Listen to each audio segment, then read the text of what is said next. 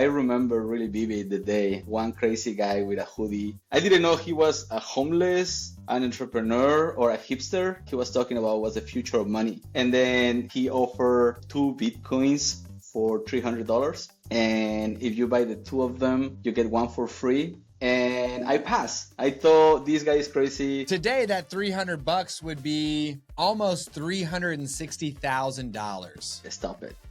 My wife always repeats that story to me. One of the main reasons of why I got super involved into Bitcoin was the complexity I was living every week to send money to my family. Western Union was the only option. What do you do if TransferWise suddenly ban you? Which is my case and the case of many. It's like you cannot use this app because you don't fill the profile we're expecting to get as a user. I am an engineer here. No. I think $10,000 is too much to send. We're gonna just keep it for some days. Then I cannot send money to my family, and Bitcoin solved this.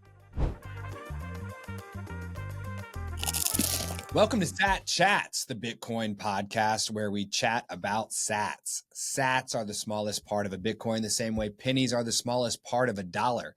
With Sat Chats, we are building the world's biggest Bitcoin welcome center to serve as your gateway to generational wealth. So if you are brand new to Bitcoin, we want to chat about sats with you. Head to satchats.com to grab your slot in the studio today. I'm your host, Stuart Bitcoin Dad. And I'm your co-host, Chris, founder and CEO of Ithaca Hummus.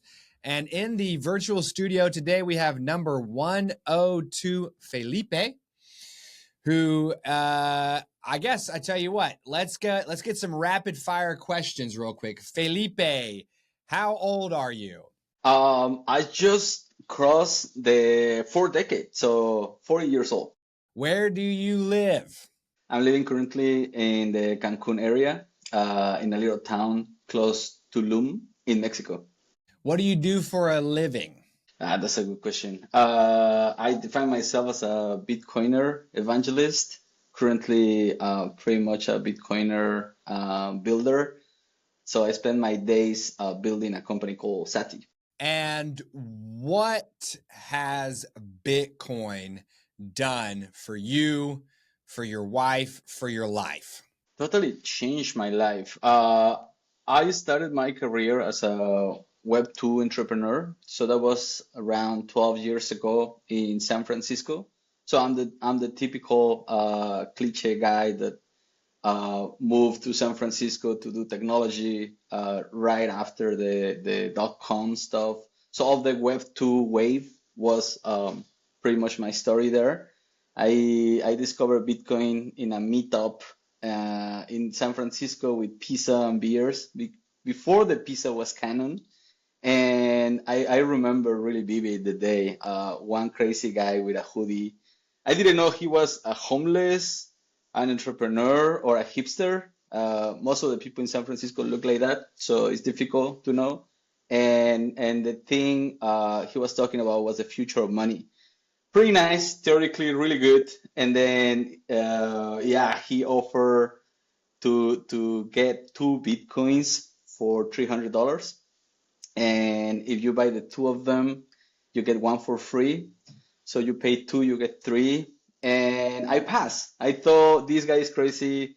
It was really good idea, but this guy is trying to just scam me. And I passed. And as Sailor says, everyone deserves the Bitcoin price. Everyone gets a Bitcoin at the price they deserve. So yeah, I learned that in the hard lesson. So a guy in a hoodie in San Francisco who could have been homeless, he could have been an entrepreneur, he could have been a hipster, he could have been a genius, he could have been a dangerous individual. Could have been all three, all 5 combined. He said, look, I will sell you 2 Bitcoin for $150 a pop. And so it's $300 for 2 Bitcoin. But when you buy 2, I'll throw a Bitcoin on top. So you get 3 Bitcoin for $300, and you would have had a cost basis of $100 per Bitcoin. And you're like, nah, I'm good. Nah, I'm okay. I was really focused on dollars. Today, that $300 would be almost $360,000. Yeah, yeah. Stop it, stop it. It's it's something that if it's not my consciousness, my wife always repeat that story to me. So anyway, Well, hold on a second. Your wife reminds you that you should have bought Bitcoin earlier? yeah, because long story short, she's always trying to get opportunities to increase investment spots or whatever to get better position for the family to the point that she's currently working in a crypto exchange in Latin America. So there is a big crypto exchange called Bitso. So the two of us are working in the crypto space. She's more on the growth part. I'm more in the building or coding part. But it's a normal conversation between of us. Like, yeah, what is a good time to get in? And always this kind of sad story about that. The past was always a good time. Yesterday was a good time to buy Bitcoin. Wow. Yeah. Okay. So let me try to understand that real quick, okay? Because we just went on a 100 episode journey in season 1 to prepare for a conversation with my wife so that we could try to help her let me buy more Bitcoin. Okay. And if you haven't seen it, I recommend it. It's an absolute banger and a great conversation. And if you have seen it and you know whether she stacked the sats or chose the cash, smash the subscribe if you know which one she chose, because we love that episode. But I think there's a lot of husbands out there in today's world that want their wives to let them buy more Bitcoin. And what I'm hearing from you is that you're in the other you're in another space where your wife is on board with Bitcoin, and now it's back to the same old story that we always hear, which is you haven't done enough. You know what I mean? So I'm actually staring down the barrel. Like, I'm over here, like, I need my wife to let me buy more Bitcoin. But when I get there, then the narrative switches back to all the other, like, around the house, you haven't done enough. With the chores, you haven't done enough. It's like, you get right back to pointing out all the shortcomings, is what it sounds like. Oh, Yeah, Bitcoin doesn't solve this. Yeah, Bitcoin doesn't solve this. It's maybe the only thing that it cannot solve. yeah. So, can you tell us a little bit more about why you didn't make that choice all those years ago? What were some of the hesitations or the fears, or why not? I think even after spending years on not only like gathering Bitcoin and getting involved into ecosystem and trying to understand the code inside, uh, I can say I'm not fully understanding all the capacities of Bitcoin. Now I understand more, but then back then it was too far from reality. The thing is, we were talking with builders back then. I'm talking about more than 10 years ago. So builders back then fully focused on the social media craze, right? Trying to build networks and then getting millions of users. My team actually was one of them. We figured out how to build the largest Spanish speaking community, 50 million users. So we were talking about like how can we get more millions of users into our initiatives. When someone comes with a kind of USB looking device, you are like, well, this guy is just selling me a file. And sure, it's encrypted. Sure, I kind of understand. I am the only one that can access this, but it looks like a USB, right? And it looks like a file. So from the engineering perspective, it's like I think what I'm doing is important enough compared to this stuff. So sometimes it's a combination between ego, because your stuff is more important than others, right? So why this guy with a USB can actually talk about the future of money. But on the other side is like 10 years ago and still now, Bitcoin is not that easy to digest. I think the conversation is complicated. I have a lot of friends that are Bitcoiners and they're the crazy guy in the family, all the time convincing people to get into their 12 or 24 words, right? To get self custody. And people, okay, if they love you, they're gonna listen to you a couple hours. And then once they need to do all of this that you're asking for to get into Bitcoin, well, that's difficult. And if now we feel this difficult, back then it's just impossible. It was utopic. It was disruptive. Even in a disruptive land like Silicon Valley, it was complicated idea for people, and I can take full responsibility that I couldn't see the future, right? I couldn't understand what's going on. Something you asked me like what Bitcoin changed in your life. I think my education about finance has increased radically after discovering Bitcoin. Understanding like yields, the dollar itself, money, how it works in the world, this kind of stuff that before I never asked myself, right? And now it's like, okay, wow, I just spent 20 years playing this game in the hard mode, right? When you can go, no easy mode, but at least like normal mode or some kind of aim assistant, I don't know, something like this. And millions of people in the world are playing this game, sometimes in the legendary mode. So yeah, uh, it was difficult to understand. Definitely. It's really interesting to hear you talk about playing the game on hard mode for 20 years. And what you're referring to is trying to work for a form of money that's really hard to work with.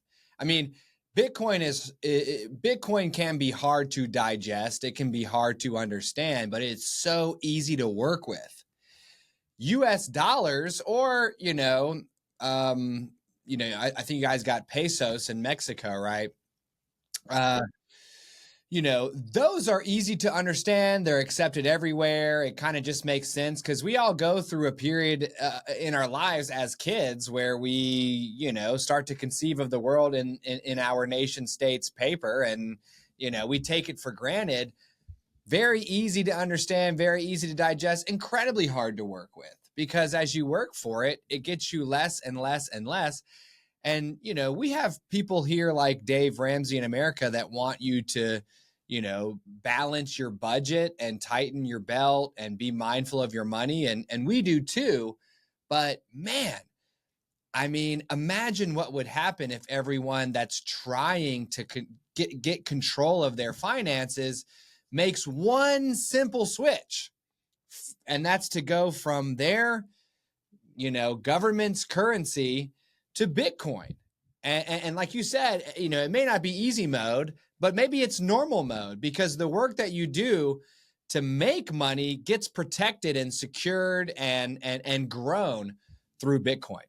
Yeah, finally is finally yours, right? Is not something that your government can take. I think one of the main reasons of why I got super involved into developing with Bitcoin was the complexity. I was living every week, every 2 weeks to send money to my family. So I am that cliche, right? Like different from many Mexicans, I went to work into the knowledge ecosystem, but still the same. It's like a sending money every 2 weeks to help the family, and Western Union was the only option. And Wise suddenly exists. Okay, slightly cheaper, the same slow. What do you do if TransferWise suddenly ban you, which is my case and the case of many? It's like you cannot use this app because you don't fill the profile we're expecting to get as a user.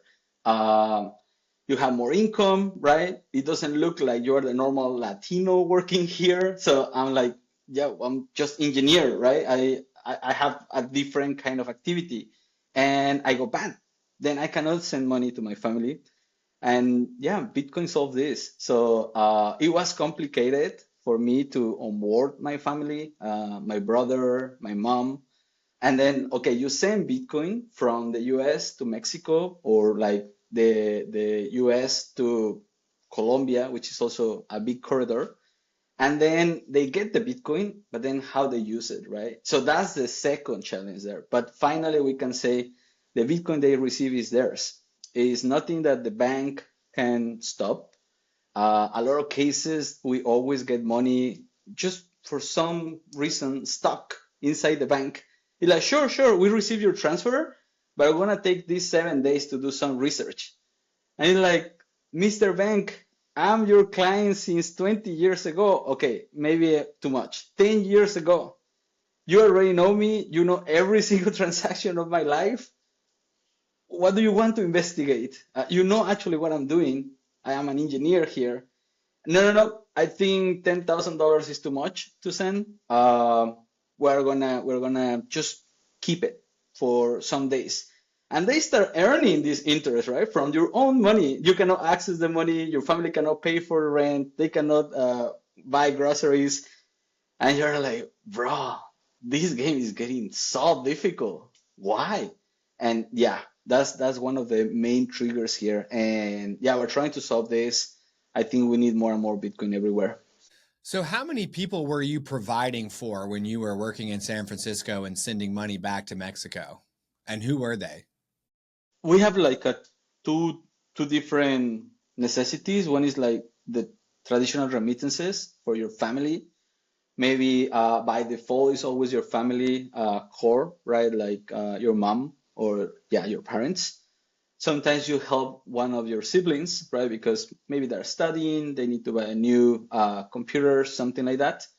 And then you start like collaborating with other talents in Latin America. In my case, was like hiring designers and some coders, some in Argentina, some in Colombia, and then it was difficult to pay them. So yes, you can send the international wire, but it takes $25 minimum to start playing that ticket. Whatever you want to send, right? If you want to send $50, you pay 75. And second, it takes days. It could be one week to 10 days.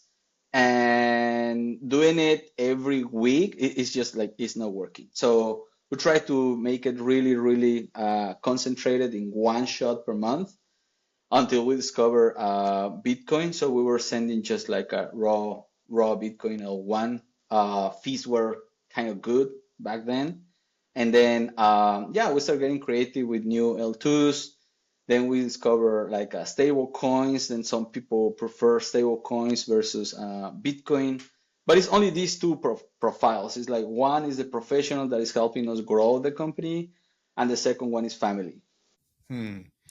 So, how did it feel to be, because Chris and I don't have any experience going to another country to earn a stronger form of fiat currency, only to send at least some of that back to our families through this old network of money transmitters like Western Union that charge fees.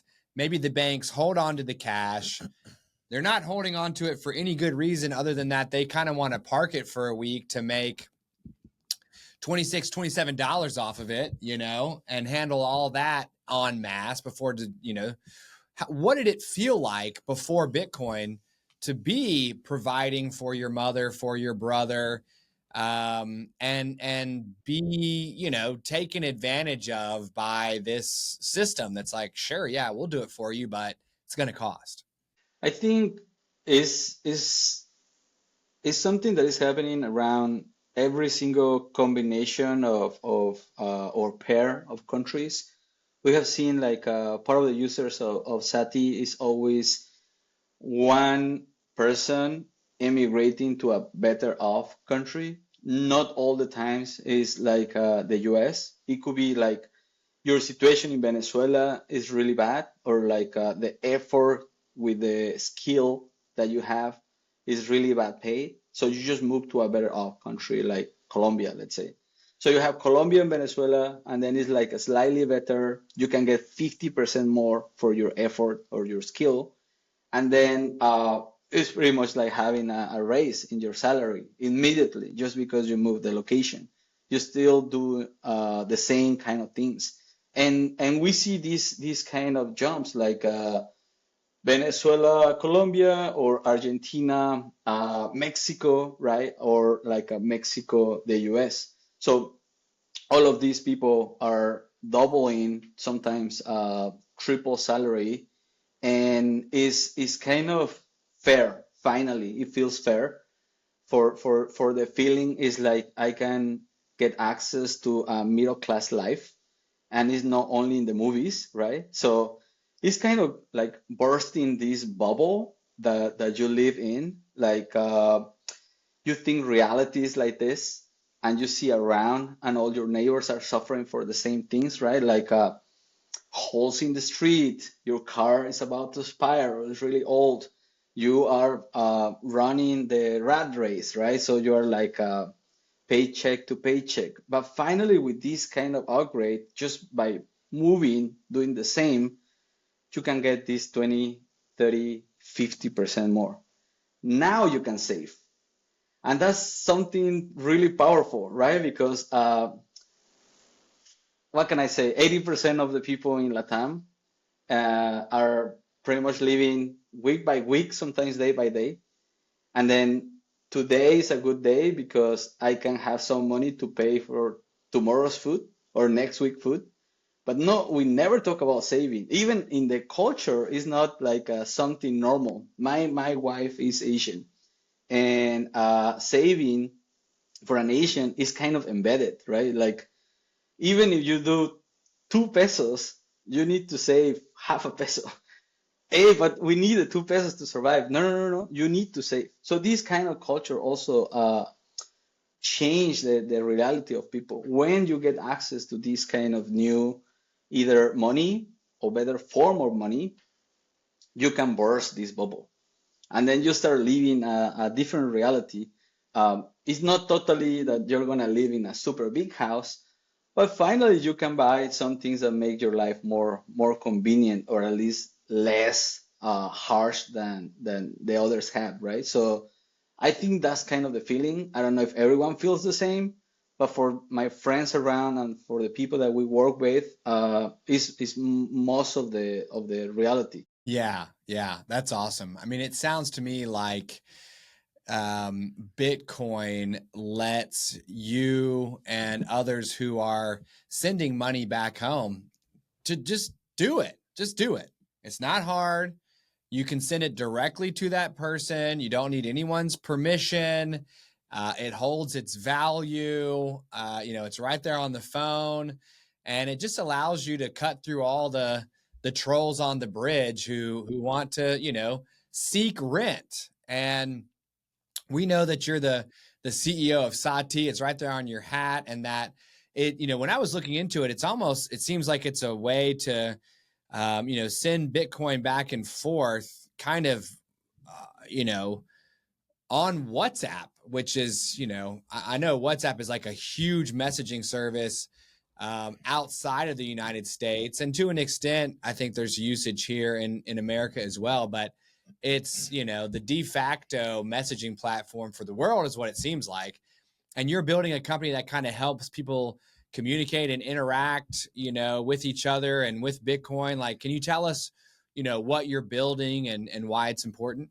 Yeah, yeah, totally. It was the best summary ever. Sati is a platform built on top of WhatsApp that allows people to send and receive Bitcoin with a message. So if you know how to use WhatsApp, you already know how to use Sati, and you already know how to use Bitcoin.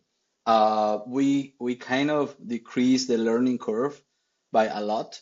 You can create a wallet in less than 30 seconds, talking with a bot. You say hello, the bot identifies your phone number, and based on that phone number, it creates a hash and then requests a PIN number.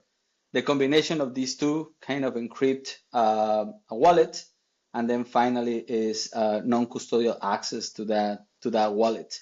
The idea behind this is to remove all of this onboarding process or the onboarding hurdles that we have when we kind of convince our family members to get into Bitcoin, and then get something really easy and convenient. As you say, WhatsApp is one of the biggest, if not the biggest, messaging app in the world. 3 billion people use them every day. But also, you know what? In the US, the usage is also increasing. Currently, the US have something like 100 million active users. So it's about to get to the number one position. And this is because all the people that have some ties with Europe use them. So if you're an European American, you communicate with your family using WhatsApp because in Europe they have WhatsApp. If you're a Latin American or some kind of Mexican descendant, you have family that use WhatsApp, and then you use WhatsApp. If you're an Indian with some kind of roots in India, you would use WhatsApp, and then so on, right? So everyone that has some kind of immigrant or like international relatives is tied to get a WhatsApp account. So we're driving people to Bitcoin by just sending a message. We started with a simple idea to solve my problem of Western Union and Wise because I got banned. PayPal also banned a lot of people in Latam. So we're trying to not only solve the remittances problem, but think about more as a Venmo, um, but on WhatsApp. How Venmo will work if it's just text based, right? That was one of the questions. And I spent a couple years living in Asia, uh, specifically in Shanghai and Hong Kong, and I got like really surprised with the WeChat ecosystem, how just that one evolved into being everywhere, right? You just take your WeChat out, they start scanning QRs, and then you pay even the banana lady in a market in a little town in Asia. So I think we can start using that kind of behavior that is proven by 1.4 billion and then apply to the rest of the world. The idea is if we convince people to bring their attention to Bitcoin with a simple message, we're winning. If they get sophisticated that now they want to get non-custodial cold storage and blah, blah, blah, well, welcome to the club, right? You can always learn more. But now we want to build something really easy to bridge them in. And that's Sati. What do you think will happen if you're able to bring 1 billion plus people throughout Europe and LATAM and even the United States onto a platform that allows them to easily send and receive Bitcoin, just like it's Venmo, but maybe even better? You know, what kind of impact could your company have on the way things are today? So that's a really good question.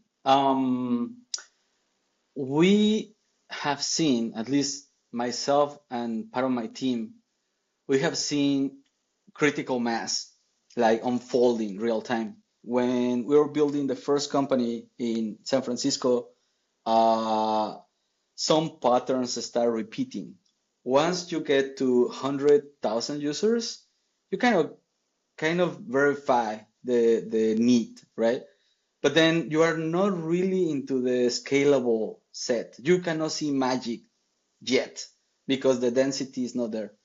When you hit the first million, uh, the pattern is evident, but it's not that clear.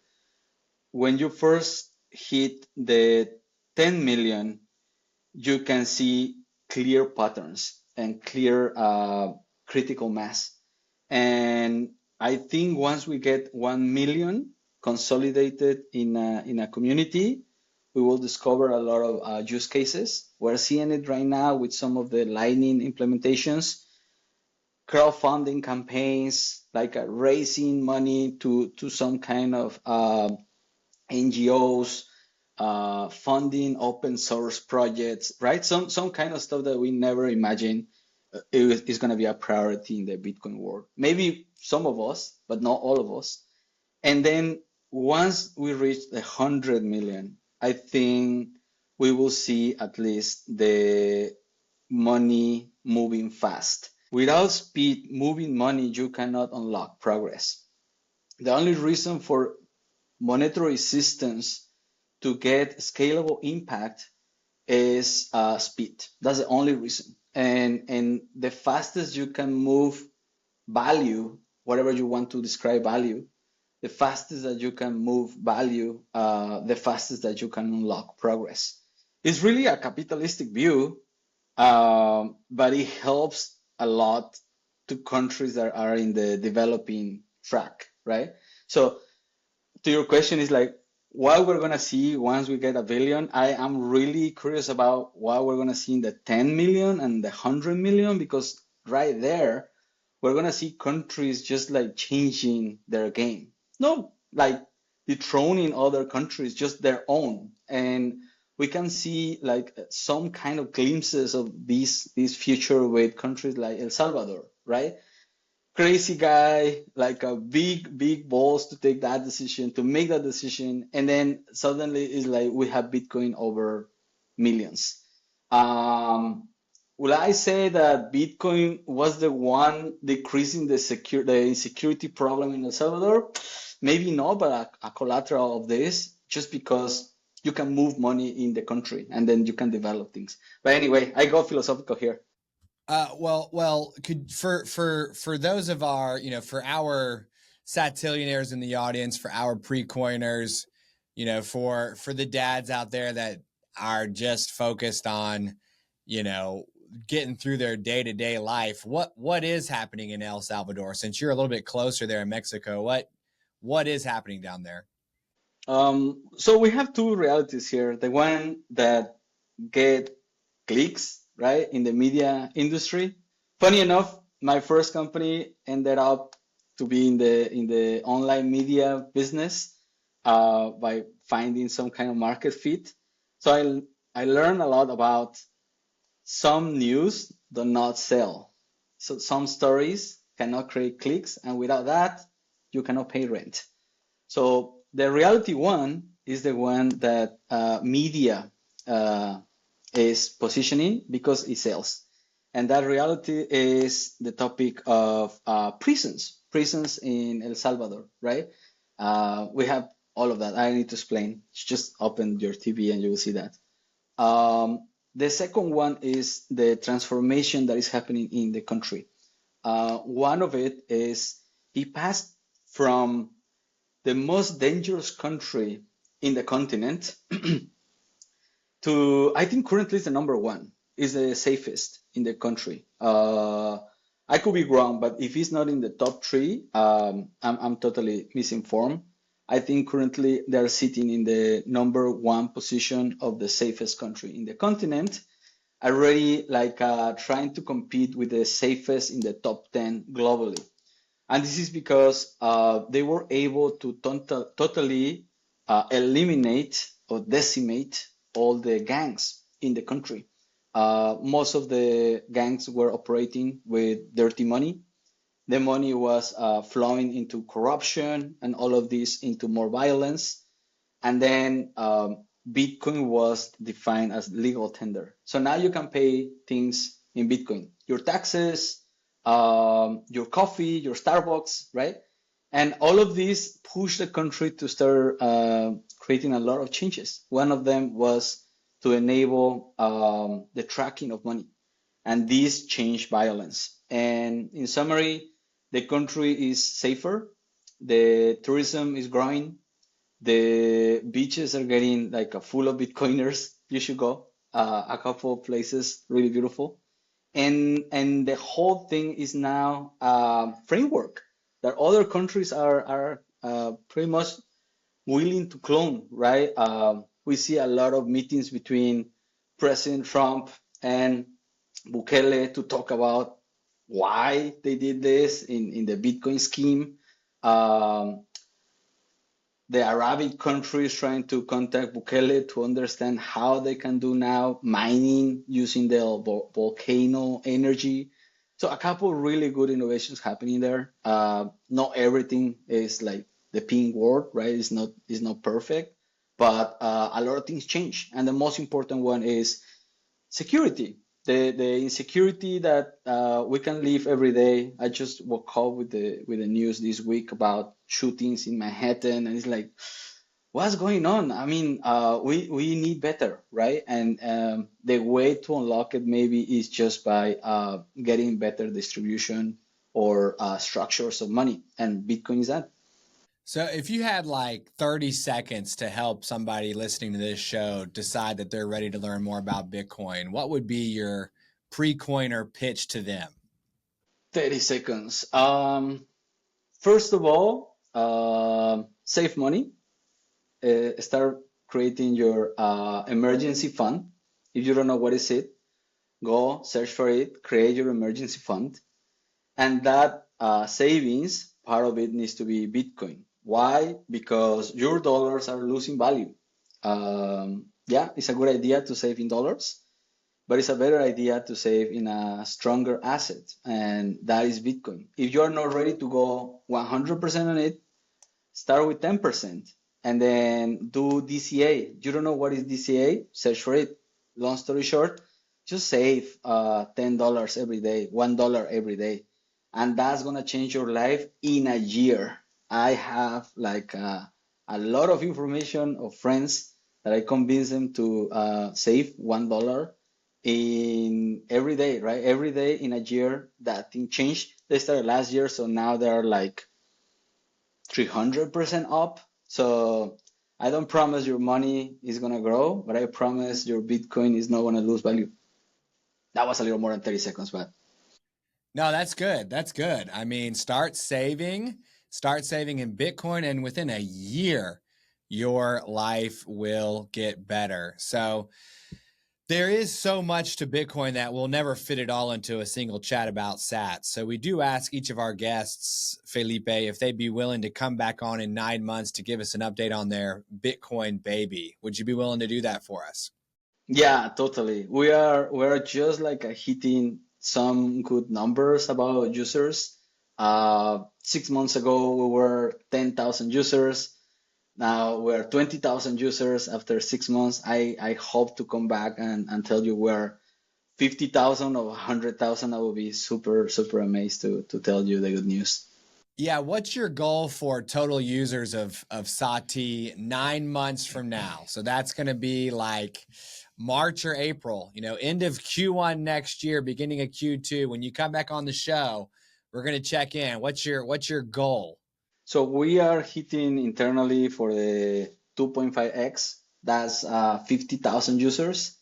I want to commit my team to get the moonshot to 100,000 users. Uh, let's keep it in 50 and let me come back and surprise you guys with 100.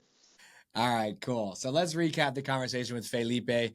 Felipe is from Mexico and spent time in San Francisco as an engineer, as a Web2 entrepreneur. He was successful and became he's kind of shaking his head. Yeah, maybe yes, maybe no, but certainly successful enough to send money through the traditional financial network back to his mom, back to his brother, back to his teammates. And the bank's like, how can a Mexican guy have $10,000 to spare? I guess we better park this money for a whole week while we inspect it. Cause, it kind of sounds like you like experienced some financial system discrimination there, which is messed up. They're like, shouldn't you be like mowing a lawn or remodeling a house or something that, Mexican guys do in America? You're like, dude, I'm a highly skilled professional that's doing well in San Francisco, and I'm trying to support my family back home. And there's fees, there's delays, there's people, rent seekers. It's not a good look. At some point, some guy offered you effectively 3 Bitcoin for $300 on a USB stick in San Francisco. You're like, nah, I'm good. No thanks. And dude, I tell you what, man, don't feel bad, by the way. Part of this show for Bitcoiners is therapy. We had number 31 Victor on the show, he was offered a free Bitcoin from Brian Armstrong when Brian Armstrong was attempting to drive users on Coinbase. He's like, Victor, I'll set you up an account. I'll send you your first Bitcoin for free. And he set up the account. He sent the Bitcoin to Victor, and Victor said, I don't need this. And he sent it back to Brian Armstrong. He said, you can have your Bitcoin back. So don't worry, dude. Do not worry. Everybody doesn't get it the first time they see it, but at some point it clicked for you that Bitcoin is better than dollars. It's better than pesos. It's a great way to send money worldwide. You can do it quickly on the Lightning Network. You can do it without anybody getting in the way and telling you can't do it. Oh, we need to inspect it. None of that. And you went to China, or to Asia, I should say, and not only picked up an Asian crypto lady friend who's letting you know that you're not doing enough in the Bitcoin space, which is like, oh man, not enough. Bitcoin does not fix your wife feeling like you're not doing enough for your relationship and family situation. Woof. Can't help you there. I really thought Bitcoin maybe that's the one thing Bitcoin can't fix.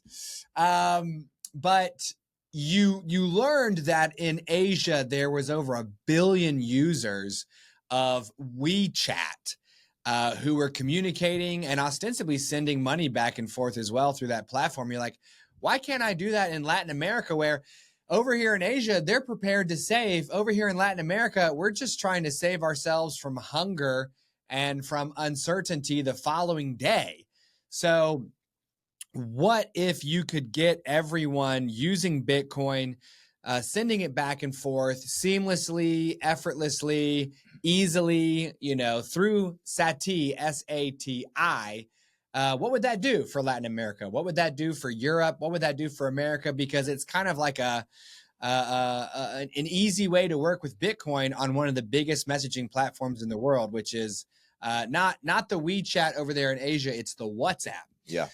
So we're going to check in on you in 9 months to see if Sati is helping more and more people in both Americas and Europe communicate and send money back and forth in a censorship resistant, permissionless, environment that actually buys them more and more over time. So I'm going to turn it over to Chris here. Sounds like so the mission at Sati is basically to increase the velocity of money. That's correct. And we're trying to, WhatsApp is one of the channels, but the as you say, the mission is to get fast Bitcoin everywhere. So we think messaging platforms are going to be instrumental for this. The first kind of front end, or the first tool that we built, was WhatsApp, Spanish-speaking bot. Second one was an English-speaking bot, so that now is taking some fire in Nigeria, and that bot is kind of behaving quite similar to the Spanish-speaking, just like a different people, but same kind of needs. And the third one that we're pushing now, kind of the alpha I can share with you guys here, is Twitter. We think X, or Twitter, is one of the platforms where people interact, where people talk. And imagine if every single tweet or interaction can be a tip, right? Or just like a rewarded, like the Nostr ecosystem, where you can send saps to get a good content or good comment there, but on X. So check it out. We're about to release that with the partnership of Spark, a couple of our investors, Tim Draper, Ricardo Salinas, the second richest guy in Mexico, and the Spark people joined together to do this kind of crazy experiment on X. But yeah, it's kind of fitting the same mission. Take people to whatever they are, make them Bitcoin fast, and enable them. And we're just betting for mass adoption through brute force. This is critical mass approach. So we're brute forcing people into wherever they are. We just arrive, this is something called Bitcoin. Use it to do your stuff, and that's the bet. Couple of dozens of thousands are already there. We hope to come back and then say, well, finally we're 0.1 million and raising. But that would be the idea. Well, yeah. So, I mean, you're on a mission to increase the velocity of money at Sati. At Ithaca Hummus, we're on a mission to help people taste outside their comfort zone. I feel like I do a lot of that, pushing people, trying to push people outside of their comfort zone and get to maybe something they've never tried before. Today, we've got the classic flavor, which is not necessarily, doesn't sound like it's outside of your comfort zone, but once you taste it. Not eating classic Ithaca hummus drives me outside of my comfort zone because I'm like, let me get some of that junk, dude. Let me have it. So I'll serve as your taste buds here today. Cheers, Felipe.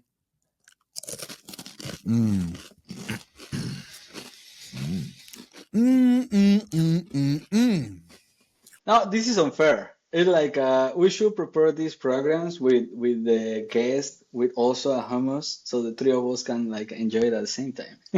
We wanna figure out how to DoorDash hummus to our guests, but we haven't gotten there yet.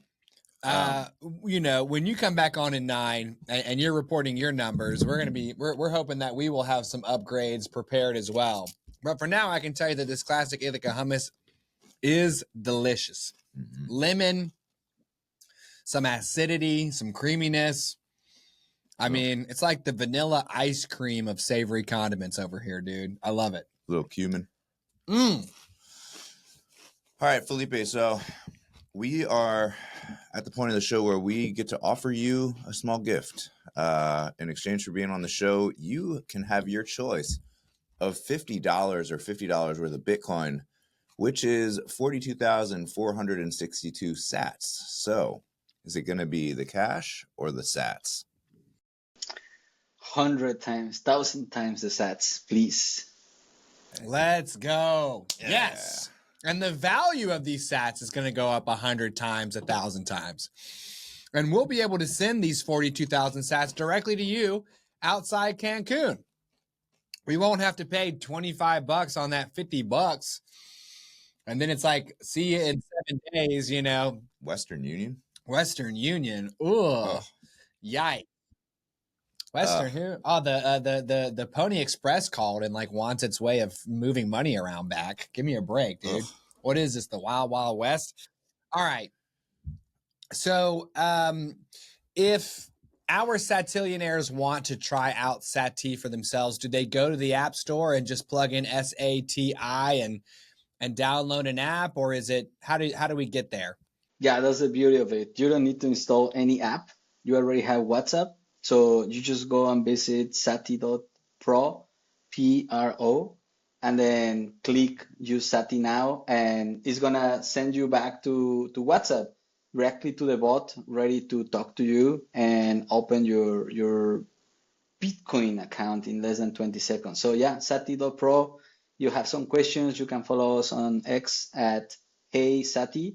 And my DMs are open to anyone that wants to learn more or just discuss crazy things about Bitcoin and emerging markets at F Servin. That's my name, Felipe Servin, in X also. So yeah, thanks guys for the invitation. Yeah, you got it. So we'll put all that in our show notes for our Satillionaires, along with information they can use to sponsor or support our show. The biggest thing I will ask you all to do right now is to smash the subscribe button, especially if you like Felipe's vision of a future world where we are all using Bitcoin effortlessly and easily between one another, as simple as a text message. When you smash the subscribe, you will be entered to win 2 million sats. When we reach 10,000 subscribers on our YouTube channel, we will select one from among you and drop 2 million Satoshis on your head. Not 42,462, 2 million. So smash the subscribe.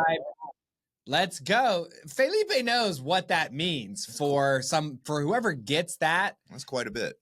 He knows what that means, especially, by the way, if you're one of our Satillionaires in Mexico, or in Central America. If you're one of those guys that's asking for Brazilian Portuguese subtitles, 2 million sats for you is even more than 2 million sats for someone in America. So if you're outside America right now listening to this, 100% smash the subscribe button. And tell your friends, tell your family, share Felipe's episode, especially if you've gone through what he's gone through, if you're in Latin America, if you see a better way forward with Bitcoin and with Sati. Also remember, Sat Chats is for educational purposes only and should not be construed as financial advice. Also, our guests' views are their own. We will see you on the next one. Bye-bye. Thank you.